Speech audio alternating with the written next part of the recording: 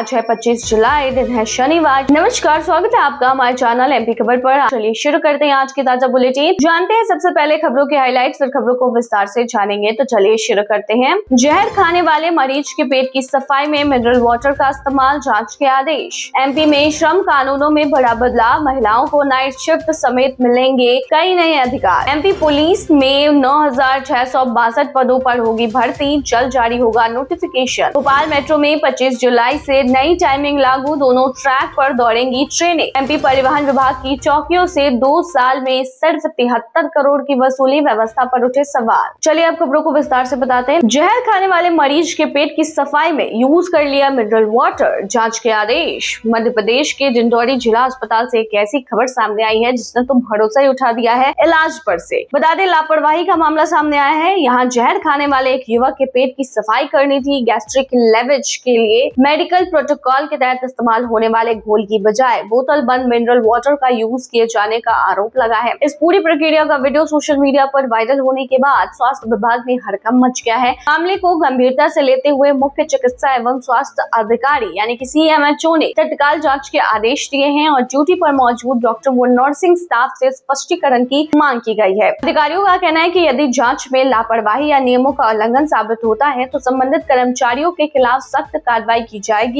वहीं प्रशासन ने मरीज और उसके परिजनों के बजाय भी दर्ज करने की प्रक्रिया शुरू कर दी है ताकि पूरे मामले की सच्चाई सामने आ सके। इस घटना ने सरकारी अस्पतालों में इलाज की गुणवत्ता और चिकित्सा मानकों के पालन को लेकर एक बार फिर गंभीर सवाल खड़े कर दिए हैं। एमपी में श्रम कानूनों में बड़ा बदलाव, महिलाओं को नाइट शिफ्ट समेत मिलेंगे कई नए अधिकार। मध्य प्रदेश सरकार ने श्रमिकों और उद्योगों के लिए श्रम कानूनों में बड़ा बदलाव करने की तैयारी की है। इसके तहत विधानसभा में Madhya Pradesh code on empowering workplaces 2026 विधेयक पेश किया गया है। इस प्रस्तावित कानून का उद्देश्य राज्य के विभिन्न श्रम कानूनों को एकीकृत करना, उद्योगों के लिए नियमों को सरल बनाना और कर्मचारियों को अधिक सुरक्षित एवं बेहतर कार्य वातावरण उपलब्ध कराना है। नए प्रावधानों के अनुसार आवश्यक सुरक्षा इंतजामों के साथ महिलाओं को रात की शिफ्ट में काम करने की अनुमति दी जा सकेगी। साथ ही उद्योगों के लिए वन टाइम रजिस्ट्रेशन, ऑनलाइन पंजीकरण, डिजिटल रिकॉर्ड और पारदर्शी निरीक्षण व्यवस्था लागू करने का प्रस्ताव है जिससे कारोबार करना आसान होगा। विधेयक में गिग और प्लेटफॉर्म वर्कर्स सहित असंगठित क्षेत्र के श्रमिकों के लिए सामाजिक सुरक्षा और कल्याण योजनाओं को भी शामिल करने की बात कही गई है। सरकार का दावा है कि इस कानून से श्रमिकों के अधिकार मजबूत होंगे, रोजगार के नए अवसर पैदा होंगे और राज्य में निवेश को बढ़ावा मिलेगा।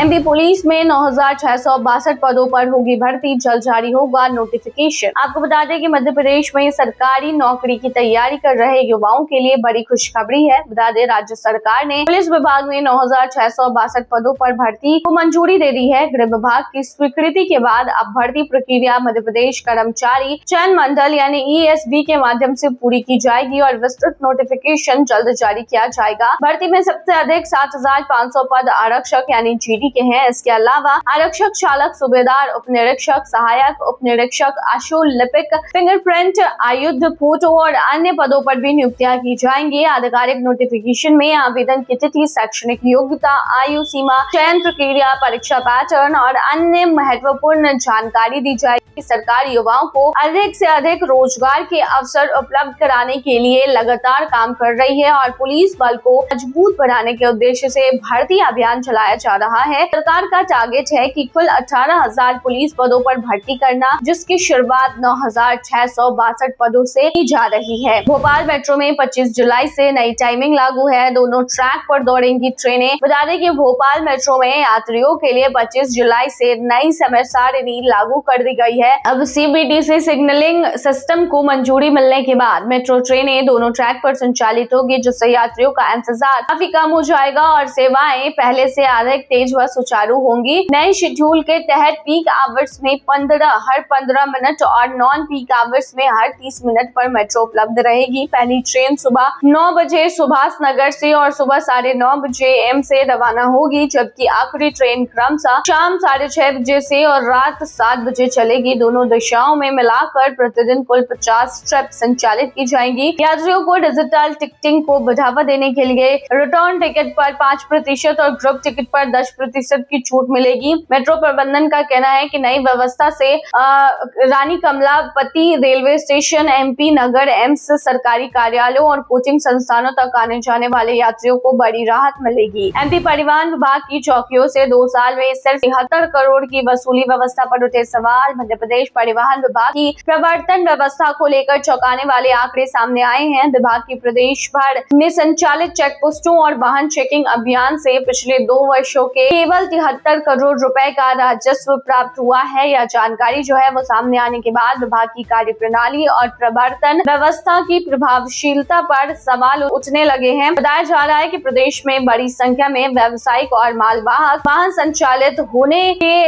बावजूद अपेक्षा के अनुरूप चालान और राजस्व वसूली नहीं की जा सकी है। परिवहन विभाग अब चेकिंग व्यवस्था को अधिक प्रभावी बनाने और डिजिटल निगरानी बढ़ाने और नियमों का उल्लंघन करने वाले वाहनों पर सख्त कार्रवाई की तैयारी कर रहा है। अधिकारियों का कहना है कि प्रबंधन तंत्र को मजबूत करने के लिए नई रणनीति बनाई जा रही है, जिससे राजस्व बढ़ने के साथ साथ सड़क सुरक्षा नियमों को भी बेहतर तरीके से पालन कराया जा सके। MP पुलिस की प्रमोशन लिस्ट में बड़ी चूक, 8 महीने पहले दिवंगत ASI को बना दिया SI। बता दें कि मध्य प्रदेश पुलिस मुख्यालय द्वारा जारी सहायक उप निरीक्षक यानी कि ASI से उप निरीक्षक यानी SI पदोन्नति सूची में बड़ी प्रशासनिक लापरवाही सामने आई है। 20 जुलाई को जारी 2035 पुलिस कर्मियों की प्रमोशन लिस्ट में ऐसे 2 अधिकारियों के नाम भी शामिल कर दिए गए जिनका कई महीनों पहले ही निधन हो चुका है, यानी वो इस दुनिया में नहीं है। अगर मालवा में पदस्थ रहे ASI जुगल किशोर सोनी, जिनका दिसंबर 2025 में निधन हो गया था, और पन्ना जिले के राकेश सिंह बघेल, जिनकी भी पिछले वर्ष मौत हो चुकी थी, दोनों के नाम पर पदोन्नति सूची में शामिल होने से पुलिस विभाग के रिकॉर्ड और वेरिफिकेशन प्रक्रिया पर गंभीर सवाल खड़े हो रहे हैं। मामले के सामने आने के बाद आगर मालवा के पुलिस अधीक्षक ने पुलिस मुख्यालय को पत्र लिखकर इस चूक की जानकारी दी है। पुलिस मुख्यालय अब मामले की जांच कर सूची में आवश्यक संशोधन करने की तैयारी कर रहा है। यह घटना जो है वो विभाग की प्रशासनिक कार्यप्रणाली और रिकॉर्ड अपडेट करने की प्रक्रिया पर गंभीर सवाल खड़े कर रही है। बाइक चोरी के आरोपितों को जुलूस निकालने पर बवाल, छिंदवाड़ा पुलिस की कार्रवाई पर उठे सवाल। मध्य प्रदेश के छिंदवाड़ा जिले में बाइक चोरी के आरोपितों का सार्वजनिक जुलूस निकालने का मामला चर्चा का विषय बन गया है।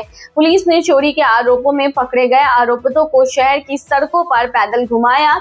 इस दौरान आरोपितों के हाथों में चोरी की गई बाइक के बारे में लिखते हुए पोस्टर भी थमाए गए और भारी पुलिस बल उनके साथ मौजूद रहा। पुलिस का कहना है कि इस कार्रवाई का उद्देश्य वाहन चोरी करने वालों में डर पैदा करना और लोगों को ऐसे अपराधों के प्रति जागरूक करना है। हालांकि आरोपितों का इस तरह सार्वजनिक जुलूस निकालने को लेकर पुलिस की कार्यप्रणाली पर भी सवाल उठने लगे हैं। मामले की तस्वीरें और वीडियो सोशल मीडिया पर तेजी से वायरल हो रहा है, जिसके बाद यह कार्रवाई बहस का विषय बन गई है। छिंदवाड़ा में अवैध कॉलोनी काटने वालों पर सख्ती, प्लॉट और मकान बेचने वाले बिल्डरों पर FIR दर्ज। मध्य प्रदेश के छिंदवाड़ा जिले में अवैध कॉलोनियों के खिलाफ प्रशासन ने बड़ी कार्रवाई की है। जिला प्रशासन और नगर निगम की जांच बिना वैलिड अनुमति के कॉलोनी विकसित कर प्लॉट और मकानों की बिक्री किए जाने का मामला सामने आने के बाद संबंधित बिल्डरों और कॉलोनाइजरों के खिलाफ FIR दर्ज कराई गई है। प्रशासन का आरोप है कि नियम का उल्लंघन करते हुए बिना लेआउट, स्वीकृति और आवश्यक अनुमति के लोगों को प्लॉट और मकान बेचे जा रहे थे। अधिकारियों ने कहा है कि इस तरह की अवैध कॉलोनियों के खिलाफ अभियान लगातार जारी रहेगा और नियमों का उल्लंघन करने वालों पर सख्त कानूनी कार्रवाई की जाएगी। साथ ही लोगों से अपील की गई है कि किसी भी प्लॉट या मकान की खरीदारी से पहले उसकी वैलिडिटी और संबंधित दस्तावेजों की अच्छी तरह जाँच कर ले, ताकि भविष्य में इसी प्रकार की परेशानी का सामना न करना पड़े।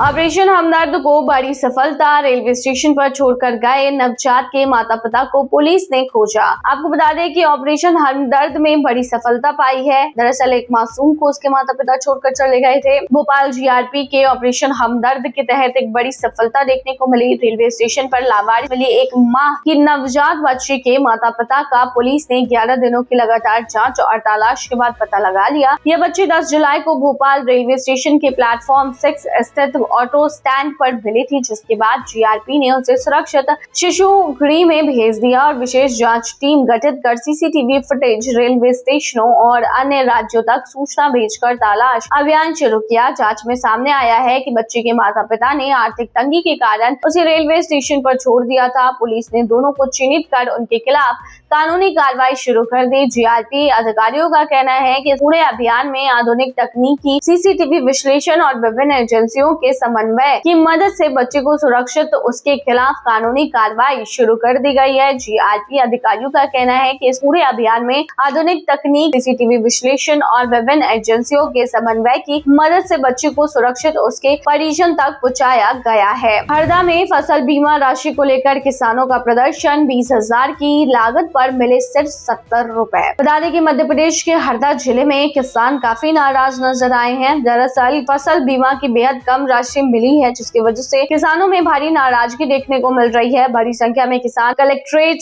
पहुंचकर प्रदर्शन करने लगे और बीमा दावों की दोबारा जांच तथा उचित मुआवजा देने की मांग की है। किसानों का कहना है कि 1 एकड़ सोयाबीन की फसल तैयार करने में करीब 20,000 रुपए खर्चे होते हैं और फसल बीमा के लिए 300 से 400 रुपए तक के प्रीमियम की जमा कराया जाता है, लेकिन नुकसान होने के बाद कई किसानों के खाते में केवल 70 रुपए तक की बीमा राशि आई है। किसानों ने इसे अन्यायपूर्ण बताते हुए प्रशासन और बीमा की कंपनी के खिलाफ नाराजगी जताई है। उनका कहना है कि यदि जल्द ही बीमा राशि का पुनर्मूल्यांकन कर उचित भुगतान नहीं किया गया तो आंदोलन को और भी ज्यादा तेज किया जाएगा। प्रशासन से किसानों ने मामलों की निष्पक्ष जांच कर उन्हें वास्तविक नुकसान के अनुरूप मुआवजा दिलाने की मांग की है। तो ये थी तमाम जानकारी, तमाम खबरों के लिए हमारे चैनल पर